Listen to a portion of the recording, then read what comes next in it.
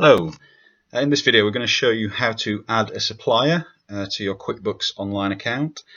So here we are on the dashboard of QuickBooks Online. What we do is we move our cursor to the left hand side and we want to hover over expenses.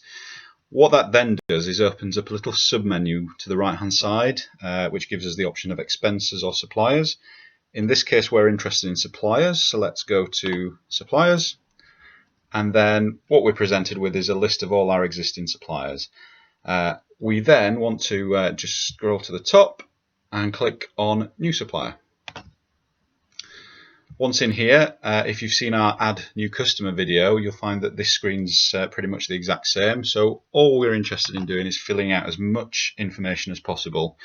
As I've said in many videos before, it might not seem very relevant to fill out as many boxes as possible, but further down the line, when you go and enter some information about this supplier, when you're trying to find a contact number or a contact email address, having this information here and now, just print it in right now, just helps all that that flow, that finding that information in the future. So I'm just going to drop some information in here. New supplier. If you've not seen my mouse move, it's just simply because I'm pressing the tab key on the keyboard. It just helps basically walk me through the boxes that we need to fill in.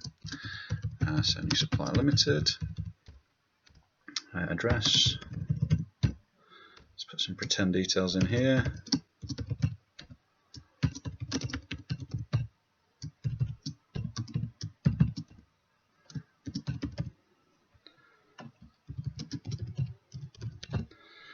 And up here, the next most important box on here is the email address. It will help us further down the line when we're going to raise a purchase invoice on QuickBooks, or we need to get in touch with these guys to say, look, we've paid you, here's a remittance, etc. It's going to pull this information from here. So certainly well worth the time dropping it in as well, filling out the form as much as possible. Drop those in.